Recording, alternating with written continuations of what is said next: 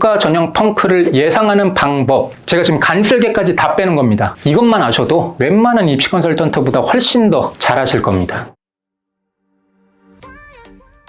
네, 안녕하십니까.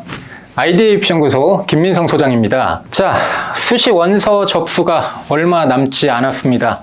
여러분들 거의 연초부터 이 6장 카드를 고르시기 위해서 엄청난 발품과 고민과 아주 스트레스 대단하셨을 거라고 생각이 듭니다. 자, 이제 얼마 남지 않았죠. 그 고민들이 이제 곧 끝날 텐데 문제는 잘해야죠. 잘해야 됩니다.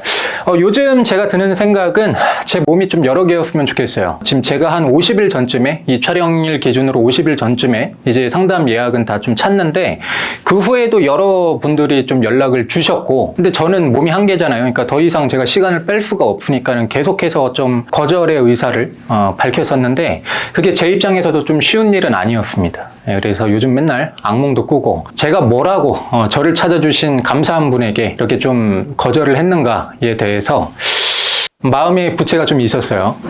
그리고 저뿐만 아니더라도 지금은 웬만한 업체들에서 다 수시원서 컨설팅 예약이 다 마감이 됐을 겁니다. 근데 요즘은 유튜브 얼마나 잘 되어 있습니까? 다양한 정보들을 누구나 손쉽게 접할 수 있고, 여러분들이 공부해서 하셔도 사실 웬만한 컨설턴트보다 더 나으실 거라는 게 첫 번째고, 그럼에도 불구하고 여러분들이 컨설팅을 받는 목적은 뭐죠? 첫 번째, 내가 보지 못한 어떠한 가능성이 있는데 내가 그걸 놓치지 않을까라고 하는 불안감이 첫 번째일 것이고, 그리고 두 번째는 나는 한다고 했는데 지나보면 나의 결정이 말도 안 되는 실수였을 수도 있으니까 이거에 대한 불안감을 체크하기 위함이라고 생각합니다. 자, 오늘 이 영상을 보시면요, 컨설팅 받으실 필요 없어요. 자, 수시원서 최종 점검, 수시 지원 전략 긴급 설명회, 결국에 아까 말씀드린 나의 최대의 가능성을 찾는 방법, 그리고 말도 안 되는 실수를 피할 수 있는 방법 중심으로 제가 상당히 중요한 내용을 담았고요. 자, 또 이 영상 후반부에는 교과 전형에서 펑크를 찾는 꿀팁, 그리고 학생부 종합 전형에서는 나의 합격 가능성을 최대한 높일 수 있는 학과를 고를 수 있는 방법을 공개할 예정이니까요. 이 영상 끝까지 시청하시면 분명히 도움이 될 겁니다. 자, 시작을 해볼까요? 일단 첫 번째로 학종 상향, 합격 가능성을 스스로 체크하는 방법에 대해서 말씀을 드릴 거예요. 근데 그 전에 학생부 종합전형의 위험성에 대해서 저희가 한번 생각해 볼 여지가 있습니다. 이거 대단히 중요한 내용이에요. 자, 아까 초반부에 말씀드렸다시피 지금은 입결이라든가 일반고에서 요 정도 내신이 돼야지만 이 학교 학과에 지원할 수 있다라는 정보는 누구에게나 다 있어요. 그 말이 뭐냐면 결국에 비슷한 내신끼리 지원해서 붙는 거거든요. 내신의 차이가 그렇게 크지 않습니다. 생각보다. 그러면 한번 생각을 해보자고요. 한 개 예를 들어서 뭐 중앙대 땡땡 학과에 작년도 입결이 2.2였다. 근데 내 내신은 1.9야. 그럼 무조건 합격하겠네? 이거 맞습니까? 아니라고요. 왜냐면 예를 들어 경쟁률이 20대 1이라고 했을 때 20명 중에 1명 붙지 않습니까? 네. 제가 드리고 싶은 말씀은 이 한 명도 2점대 초반일 텐데 떨어진 19명 중에 대부분도 2점대 초반과 내신이 그렇게 크게 멀지 않을 가능성이 많다라는 것이죠. 그러면 경쟁률이 20대 1이라고 가정을 했을 때 충원이 한 바퀴 돈다. 그러면은 20명 중에 결국에 2명 뽑히는 거거든요. 그러면은 실질 경쟁률은 10대 1이 되는 거죠. 10명 중에 1명 뽑히는 거예요. 비슷한 내신에서. 그러면 나의 비교과가 지원자 중에서 상위 10%의 경쟁력이 있는가에 대해서 체크를 해보셔야 돼요. 근데 이렇게 한번 따져보는 거 있잖아요. 실질 경쟁률. 이거 대단히 도움됩니다. 자, 하나 예를 들어볼까요? 고려대 학업우수 수능 최저 4.8인 거 있죠. 이런 걸 그냥 예시로 딱 들면은 역대 경쟁률이 얼마나 됐는가. 비인기학과 기준으로 한 10대 1 정도 됐네. 근데 여기가 충원이 대충 반바퀴 정도가 도네. 그러면은 7대 1 정도 되는 거잖아요. 근데 그 중에서 수능 최저 충족자의 비율이 절반이네. 그러면은 최종적으로 3.5대 1 정도가 되는 것이고, 내가 수능 최저를 맞춘다는 가정하에 과연 고려대 학업우수에서 내가 붙을까 안 붙을까를 생각하실 때 지원자 중에서 그러면은 3.5대 1인 거니까 상위 30%의 경쟁력이 있는가, 이렇게 기준 세워놓고 그 다음에 입시 전문가에게 그냥 이것만 물어보시면 돼요. 생기부 한번 이제 훑어주시고 저희 아이의 상황이 이런데, 고려대 하고 지원자들의 풀 중에서 제 경쟁률이 상위 30%라고 보십니까? 그냥 이렇게만 간단하게 질문을 해도 원하는 답변을 얻을 수가 있다라는 것이죠. 자, 결론은 뭐다? 내신만으로 학종은 판단할 수 없고 제가 지금부터 말씀드리는 4가지를 따져보았을 때 학종을 붙을 수 있을 것인가 없을 것인가를 볼 수 있다라는 얘기예요. 자, 이 4가지 중에서 한 개도 만족을 하지 않는다면 그러면은 여러분들은 학종에서 육강탈할 거예요. 전부 다 광탈할 겁니다. 탈락을 한다라는 얘기죠. 자, 그러면 가능성 체크하는 방법 4가지로 제가 정리를 했는데 그게 뭐냐? 관련 교과 성적 상당히 높은 거, 그리고 표준 편차가 지극히 낮은 거, 3번째는 탐구의 꼼꼼무가 훌륭하다라는 거, 4번째는 과목 이수를 필요 이상으로 했다라는 거. 이거 일단은 대충 지금 머릿속에 넣어주시고 제가 지금부터 하나하나 세부적으로 설명을 할게요. 첫 번째, 관련 교과 성적이 상당히 높다. 이게 무슨 말이냐면, 자, 예를 들어서 A라는 학생이 있고 B라는 학생이 있는데 두 학생의 내신 평균은 2.0으로 똑같습니다. 근데 자, 공대를 지망했잖아요. 그럼 관련 교과가 당연히 수학과 탐이겠죠? 국, 영, 사보다는요. 그러면 A 학생은 수학과 탐이 1등급이고 국어, 영어, 사회가 3등급이다. 그래서 평균 내니까 2등급일 수 있겠고, B 학생은 국어, 영어, 사회가 1등급이고 수학과 탐은 3등급이라서 2등급일 수 있겠죠. 그럼 당연히 A 학생이 우선적으로 뽑힌다라는 겁니다. 근데 이 B 학생 같은 경우에는 나머지가 상당히 훌륭하다라고 할지라도 평가 우선순위에서 밀리는 거고, 학종에서 생각보다 나의 내신 평균이 남들 대비 압도적이지 않다면 탈락할 가능성이 굉장히 많은 겁니다. 왜냐면 아까 전에 결국에 10명 중에 1명, 상위 10% 안에 들어야 합격한다라고 했는데 이러한 지금 특징을 보이면서 상위 10% 안에 들기를 바라는 것도 되게 웃긴 것이죠. 자, 두 번째는 뭐냐? 표준 편차가 지극히 낮다라는 특징인데, 표준 편차는 1학년 기준 표준 편차를 보시는 게 가장 정확해요. 왜냐면 표준 편차가 적다라는 것은 상위권과 하위권의 내신 그 시험 점수의 격차가 적다라는 얘기잖아요. 그 말은 뭐다? 내신 경쟁이 치열하다. 그래서 특목고, 뭐 광역자사고 혹은 명문일반고로 가면 갈수록 그 표준 편차가 좀 적어지겠죠. 근데 그런 내신 경쟁이 치열한 데들은 보통 전교생 대다수 학생들이 모의고사 성적도 잘 나오거든요. 그래서 내신 경쟁에서 밀려나면은 그냥 미련 없이 내신을 버려버리고 정시 파이터로 전향한단 말이죠. 그래서 학년이 올라가면 올라갈수록 표준 편차는 올라갈 수 있습니다. 그래서 모든 전교생 애들이 열심히 내신을 준비하는 1학년 때 표준 편차가 대단히 중요한 거예요. 평가에서는. 자, 그러면 첫 번째, 이 학생은 주요 교과의 표준 편차가 대충 20이 넘어간다라고 봐야 되는 것이고, 동시에 과학 탐구 실험의 표준 편차는 13이 넘어가죠. 이게 바로 전형적인 일반고입니다. 내신 따기 쉬운, 전교 1등이 거의 뭐 1.0, 1.1 정도 나오는 내신 따기 쉬운 데 있죠. 그런 데들은 이 정도의 표준 편차를 보여요. 그러면 그냥 딱 보이는 거예요. 보편적인 일반고 등급 컷 라인으로 생각하시면 된다. 건국대 자기 추천을 쓰려면 대충 내신이 몇이어야 되지? 일반고에서 한 2.3에서 2.5지 않나? 뭐 그런 것들이 있죠. 뭐 중경 외시 같은 경우에는 2점대 극초반이어야지 보통의 일반고에서는 지원 가능하다던데, 그러면 그냥 그거를 그대로 받아들이셔도 된다는 얘기예요. 근데 이 우측에 있는 학생을 보니까 표준 편차가 일반고임에도 불구하고 10 중반 정도가 되죠. 주요 과목 기준으로. 그리고 과학 탐구 실험 같은 경우에는 한 7 전후 정도 된단 말이에요. 보통 이 두 가지는 같이 가거든요. 주요 과목이 10 중반이면은 과탐실은 보통 한 7 전후, 뭐 7, 8? 이 정도 전후에서 형성될 가능성이 큰데, 이럴 경우에는 명문일반고거나 광역자사고거나 이러한 특징이 좀 있습니다. 내신 경쟁이 굉장히 치열하다는 얘기죠.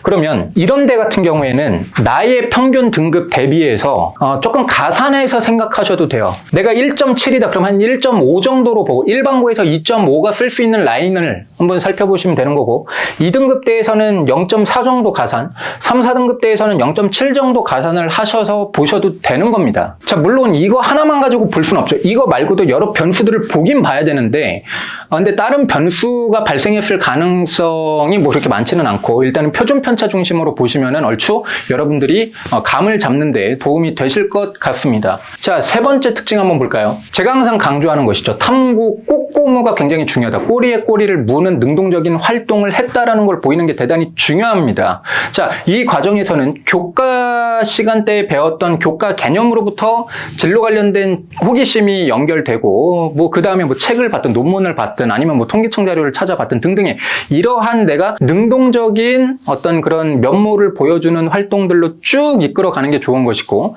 그리고 진로 관련된 어떤 탐구를 했다라고 할지라도 이거에 내가 교과 시간 때 배웠던 개념을 응용하면서 뭔가 이렇게 학업 탐구를 하였던 모습이 보이면 훨씬 더 좋겠죠. 자, 이렇게만 말씀드리면 여러분들이 감을 또 못 잡으실 거니까 그냥 예시로 딱 설명하겠습니다. 자, C등급이 뭐냐? 단순 나열. 시간 관계상 다 읽지는 않겠습니다. 이거 일시정지하고 딱 보시면 나열이에요, 그냥. 네. B등급은 단순 조사예요. 이거 한번 읽어보시면 나쁘지 않다라고 생각하거든요. 그래도 뭐 웬만한 내용들 있고 자료조사도 충분히 했죠. 근데 문제는 요즘 자료조사는 누구나 할 수 있고 요즘 챗GPT도 사용할 수 있고 네이버, 뭐 구글, 뭐 DBP야, 뭐 논문 사이트 다 사용할 수 있지 않습니까?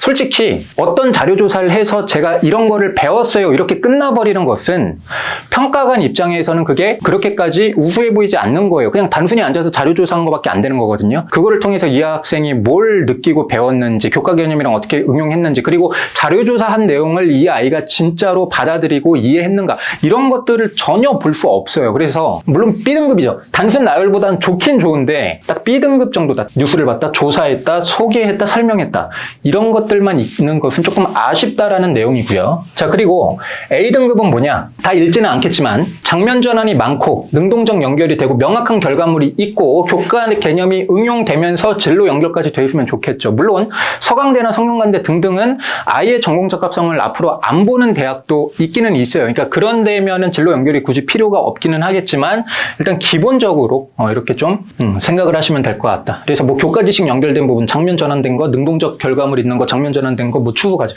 이런 것들 제가 다 여기 옆에다가 다 설명을 써놨으니까 한번 일시정지하시고 참고를 해 보시면 될 것 같습니다. 자, 네 번째는 과목 이수를 필요 이상으로 했다라는 것이죠. 핵심 과목, 권장 과목, 이거를 들어야 됩니까 말아야 됩니까 질문 많이 하시는데 그 질문 자체가 틀린 거예요. 당연히 해야 되는 겁니다. 권장 과목으로 있다 그럼 그냥 하셔야 돼요. 근데 그건 기본이고요. 지금 상향 합격 가능성을 체크하는 거잖아요. 그러려면 남들의 보편적인 스탠다드보다 나는 당연히 더 해야 되지 않겠습니까? 그 방법은 이거죠. 뭐 공동교육과정, 소인수 과목, 전문교과, 이런 것들을 굳이 들어가면서 했으면 평가에서 상당히 유리한 고지를 점할 수 있는 것이죠. 자, 방금 말씀드린 이 네 가지 중에서 딱히 대단히 벗어나지는 않으면서 한두 개 정도는 내가 만족한다. 그러면 내신이 그냥 합격자 범위 안에 겨우겨우 들어온다라고 할지라도 한번 상향 합격을 노려볼 수 있는 것이에요. 근데 이 네 가지에 하나도 해당이 안 되는데 그냥 내신 등급만 보고 뭐 중앙대 2.6짜리 일반고에서 붙었다는데 나 한번 써봐야지, 이러한 식의 접근은 굉장히 위험하다라는 것이죠. 그 2.6 구툰에 편차 엄청 낮았을 거예요. 편차가 엄청 낮거나 아니면은 컴공까지 지원했는데 막 수학과 탐을 엄청 잘했거나 막 전문교과 엄청 들었거나 아니면 탐구 역량이 굉장히 좋거나 이러한 그 특징들이 보이니까 이 학생이 뽑힌 거지 그냥 무지성으로 넣으시면 절대 안 돼요. 네. 자, 여러분들이 많이 하시는 질문이 있습니다. 한 두 가지 정도 뽑아 와봤는데, 첫 번째, 자유전공이랑 개별학과 어디를 지원할까요? 이 질문들 정말 많죠. 이 고민들 많으실 텐데 제가 일단은 두 가지씩 답변을 딱 드리면 소문난 잔치에 먹을 것 없다, 이렇게 말씀드리고 싶어요. 여러분들, 대학이 왜 자유전공 선발을 반길까? 이거를 먼저 생각하셔야 돼요. 적을 알고 나를 알면 백전백승이죠. 네, 탈락하지 않기 위해서는 평가관들이 대체 어떤 마인드를 갖고 있을까를 예측을 해보셔야 됩니다. 예시를 한번 들게요. 인기학과가 있고 비인기학과가 있어요. 근데 인기학과에는 애들이 많이 몰리지 않겠습니까? 그리고 또 뭐 내신이나 비교과 역량이 좋을 가능성이 많겠죠. 그러면 인기학과에서 10명까지 예를 들어 합격을 하는데 그중에 11등이면 탈락이잖아요. 근데 이 11등 하는 애와 비인기학과인데 10명까지 합격하는데 그중에 3등으로 합격했다. 이 두 명을 비교했을 때 얘가 우수할 가능성이 있는 거예요. 근데 모집 단위를 각 개별학과별로 쪼개버리면 얘는 탈락하고 얘는 붙잖아요. 3등도 붙고 4, 5, 6, 7, 8, 9, 10등까지 붙겠죠. 인기학과에서 탈락한 애들은 그냥 탈락하는 거고 비인기학과를 소신 지원하는 애들을 전부 다 뽑아야 되지 않습니까? 근데 아예 계열 모집으로 묶어버리면 과 상관없이 뽑을 수 있지 않습니까? 그럼 대학 입장에서 그냥 우수한 애들 순서대로 뽑겠다는 거예요. 그러니까 자유전공에서 뽑는 모집 인원이 많으니까 나한테도 기회가 오겠지라고 생각하는 것은 대단히 위험할 수 있는 거예요. 자, 여러분, 규모가 크면 클수록 변수가 많이 일어납니까? 아니에요. 안정이 되기 때문에 변수가 더 이상 일어나지 않죠. 경제 규모가 큰 선진국일수록 어떻죠? 당연히 주식이 갑자기 막 업다운 친다든가 어떤 사업적인 엄청난 기회가 있다든가 이게 개발도상국 비해서는 많지 않잖아요. 물론 요즘 미국 주가가 굉장히 막 엎치락뒤치락 하긴 하는데 어쨌든 일반적으로는 그렇다라는 얘기죠. 그러니까 쉽게 말씀드리면 자유전공은 그냥 변수가 없다. 변수가 없고 한 중상위권, 여러 학과들을 놓고 봤을 때 입결에서 한 중상위권 정도로 끝날 가능성이 많다. 물론 충원은 많이 돌겠지만 입결은 한 중상위권 정도 학과와 비슷하게 형성될 가능성이 많다라는 거예요. 그러니까 여러분들이 선택을 좀 하실 때 안정카드야. 내가 여기를 일단 안정카드로 쓰는 거야. 그러면 변수가 많지 않은 자유전공을 쓰는 게 괜찮은데 만약에 내가 상향카드로 이 자유전공을 노리고 있다라고 한다면 저는 자유전공보다는 그냥 개별학과를 넣으시면 좋겠어요. 근데 그 개별학과 중에서도 어디를 골라야 되냐? 첫 번째, 모집 인원이 적고 두 번째, 상위권 학과인데 세 번째, 작년 입결이 높았던 곳 이런 데는 웬만한 강철 심장 아니면은 지원할 수가 없거든요. 네, 그래서 모집 인원이 예를 들어 막 2명, 3명 이런 데 상위권 학과야. 상위권 학과인데 작년 입결이 높았어. 그러면 안정으로 쓰는 아이들도 여기를 쓰기가 굉장히 좀 부담되는 거예요. 차라리 그냥 자유전공 뽑는 인원도 몇십 명, 몇백 명인데 이쪽으로 넣자일 수도 있고 그리고 상향 지원하는 아이들도 이런 데를 당연히 도전해볼 엄두가 안 나지 않겠습니까? 자, 그럼에도 불구하고 여기 넣었다. 그럼 강철 심장이 이거나 아니면은 내신이라든가 어떤 이 경쟁력이 압도적으로 좋은 애들이거든요. 그런 애들이 넣기는 넣겠으나 그 친구들은 위에 대학으로 빠져나갈 가능성이 많다. 두 번째입니다. 이 질문도 굉장히 많이 하시죠. 면접 날짜가 겹치면 어떻게 해야 되는가?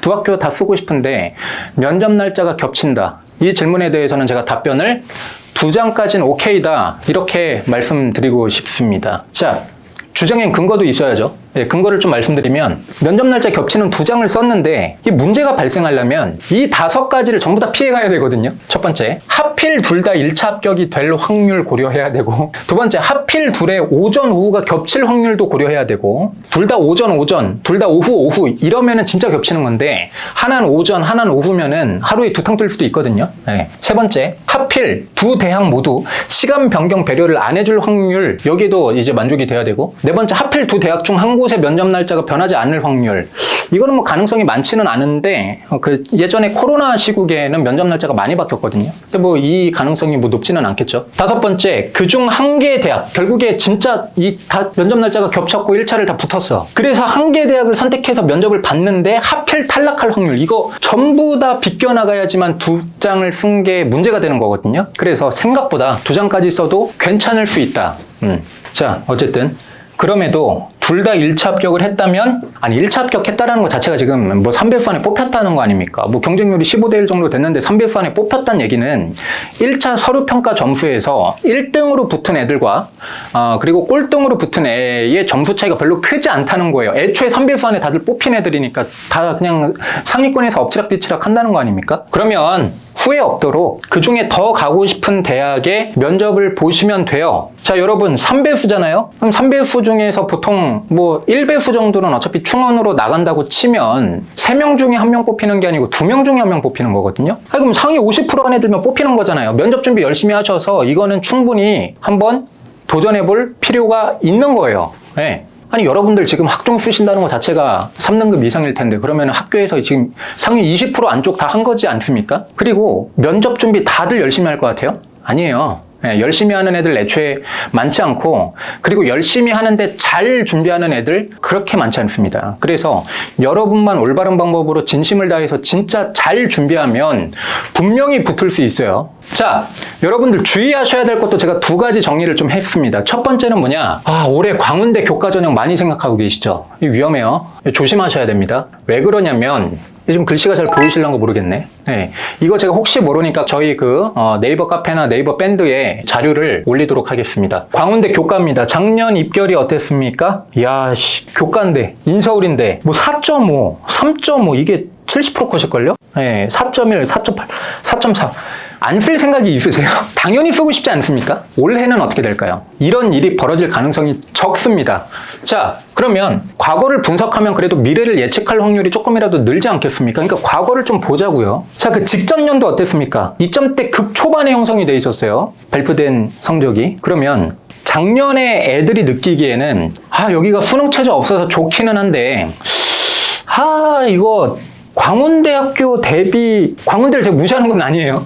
그러니까 광운대 그 라인, 보편적으로 생각하는 그 라인 평소 대비 되게 높았던 거예요. 그러니까 애들이 굳이 교과면 안정으로 보통 쓰고 싶은데 이런 데를 뭐 수능 최저도 없는데 이거 입결 상당히 높게 되는데 광운대 왜 써? 라는 그 공감대가 너무 팽배해져가지고 원래 경쟁률이 높았으나 작년에는 말도 안 되게 줄었어요, 갑자기. 거의 절반 이하로 줄었거든요. 절반이 뭐야? 절반보다도 지금 더 준 것 같아요.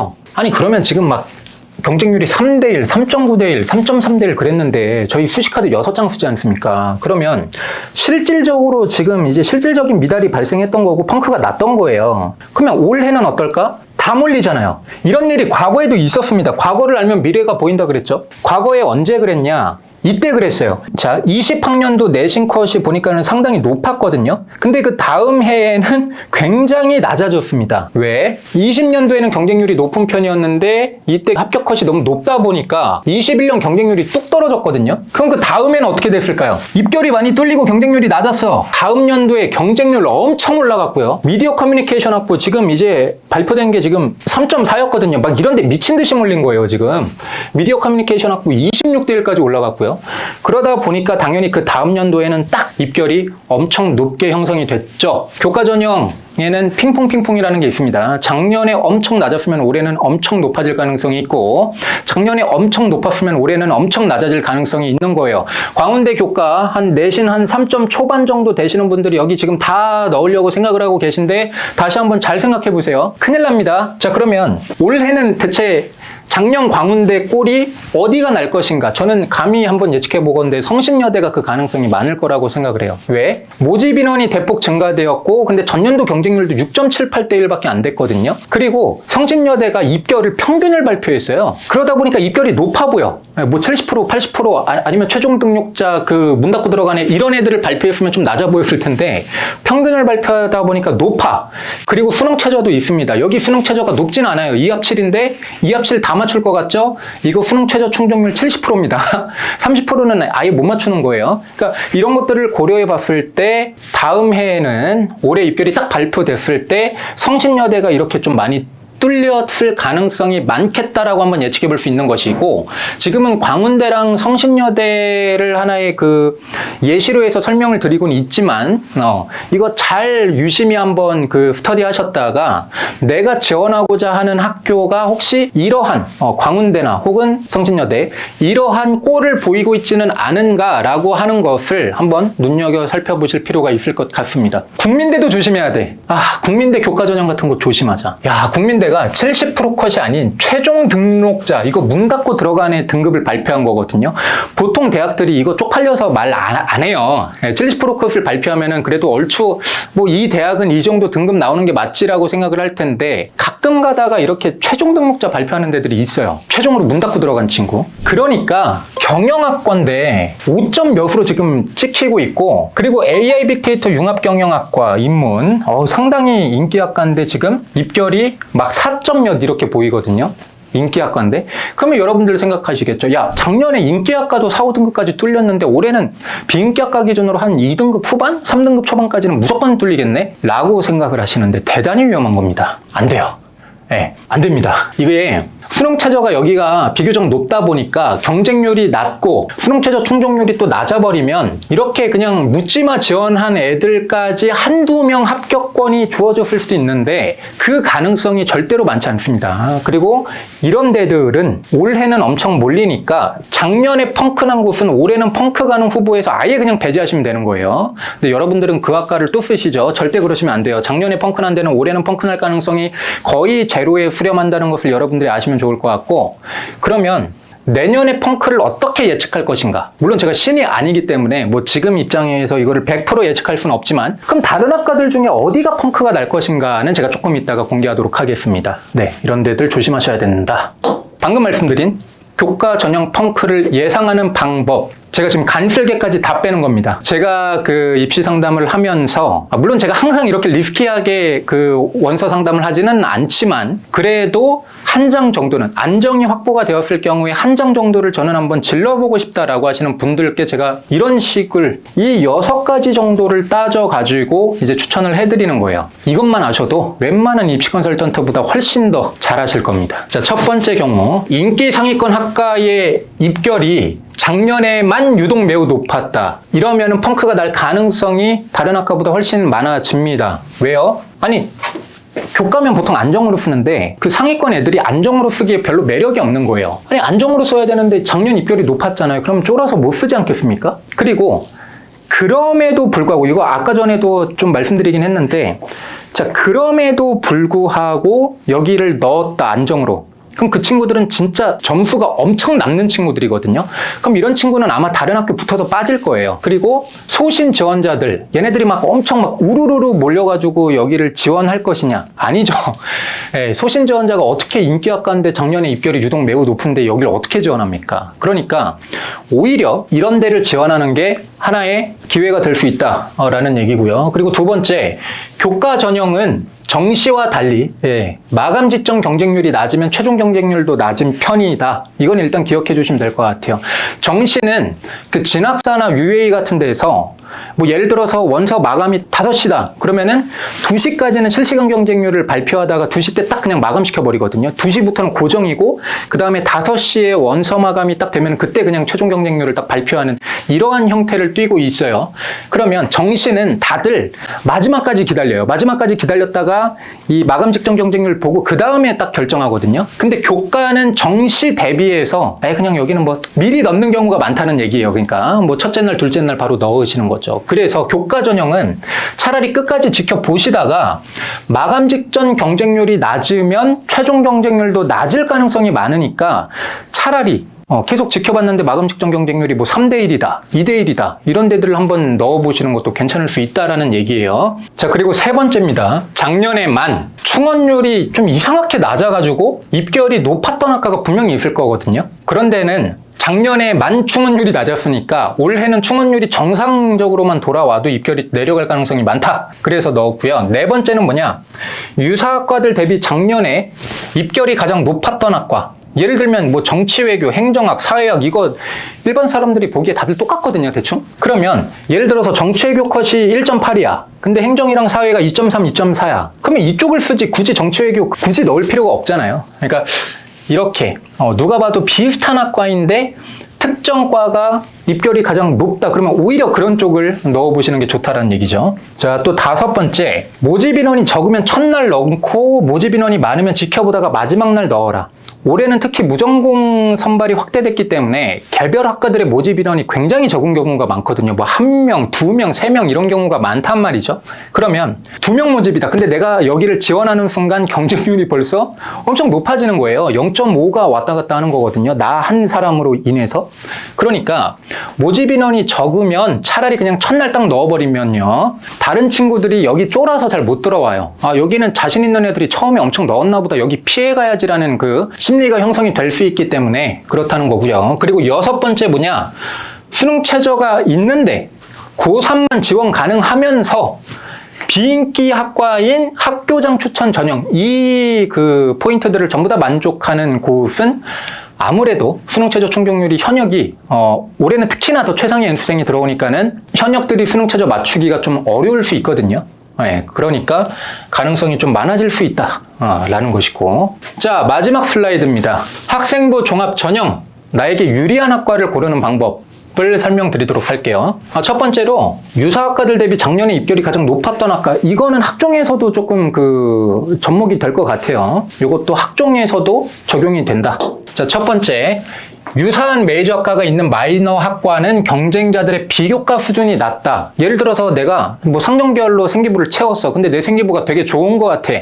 그러면 경영학과 쓰지 굳이 벤처기업학과 쓰지 않거든요. 다른 것도 비슷한 거죠. 내가 예를 들어서 뭐 생명공학과 채웠는데 내가 내신도 좋고 관련교과 이수도 잘했고 탐구의 어떤 그 서술된 내용도 훌륭하고 그렇다라면 그냥 생명공학과를 쓰지 식품생명공학과를 굳이 쓸 것인가? 라고 봤을 때 그러지 않다. 그러니 이런 데들이 소신 지원자들이 몰리기 때문에 경쟁률은 조금 높아 보일 수 있겠지만 근데 여러분들은 이걸 수치로만 보잖아요. 그냥 저기 입결만 보고 경쟁률만 보시는데 학종에서는 정성평가 요인이 들어가기 때문에 다른 경쟁자들의 비교과 서류 수준이 어느 정도 되는가도 굉장히 중요하거든요. 근데 이거는 이제 눈으로 보이는 건 아니죠. 근데 제가 말씀드리는데 메이저 학과가 있는 곳인데 유사한 마이너 학과들은 경쟁자들의 비교과 수준이 조금 낮을 가능성이 굉장히 많습니다. 그리고 두 번째, 유사학과들 중 인기 1순위는 아닌데 매년 보니까 경쟁률이 여긴 왜 항상 낮았지? 라고 하는 데들이 있는데 이런 과들이 그럴 가능성이 많죠. 뭐 교육, 요즘 인기가 없죠. 뭐 경제, 문과 애들 중에 수학 좋아하는 애 없죠. 사회, 행정이나 정예가 더 있어 보이지 뭔가 사회학과는 약간 좀 마이너한 느낌이 있죠. 신소재, 요즘 애들이 화학도 싫어해요. 화학을 별로 싫어하니까 신소재, 뭐 화학공학과 이런 데들이 좀 경쟁률이 낮은 편이고요. 그리고 기계, 요즘 전자한테 그 인기를 다 뺏겼죠. 컴공이나 AI나. 그래서 기계 막 이런 데들이 학생들이 아주 선호하지는 않는데 매년 보니까 경쟁률이 항상 낮네. 그러면 올해도 웬만하면 이게 이제 산업의 발전 흐름에 따라서 이런 곳들의 인기가 없어지는 것이기 때문에 올해도 경쟁률이 낮을 수 있다. 일반적인 경우에는 경쟁률 낮은 건 되게 중요한 거죠. 내가 20명 중에 뽑히느냐, 뭐 10명 중에 뽑히느냐는 이게 굉장히 또 차이가 있을 수 있죠. 세 번째, 입결이 4등급일 때도 있었는데 작년은 왜 갑자기 2등급 초반이지 차이가 너무 심하게 나는데 오히려 올해는 가능성이 높을 수도 있습니다. 이게 왜 그러냐면요. 또 왜 그럴까요? 입결이 학종인데 4등급일 때도 있었는데 갑자기 작년만 2등급 초반이었어. 왜일까?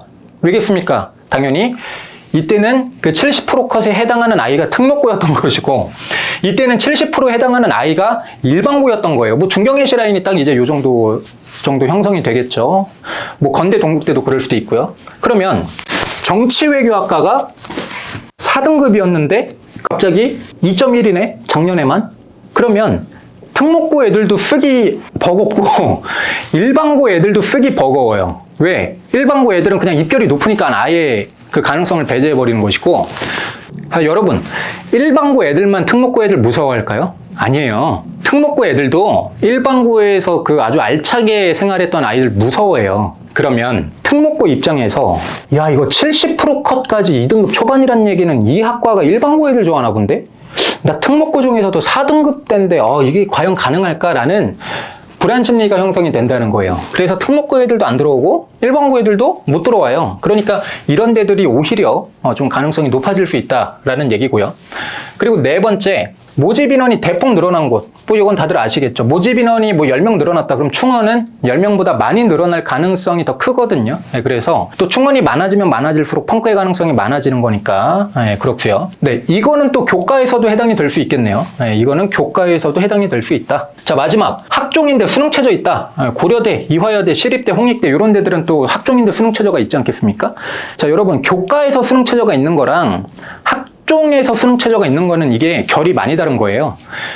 교과 내신이 좋은 애들은 상대적으로 이제 수능 공부도 같이 했을 가능성이 많은데 반대로 학종을 지금 넣는 애들 중에서 생기부 경쟁력이 훌륭하다.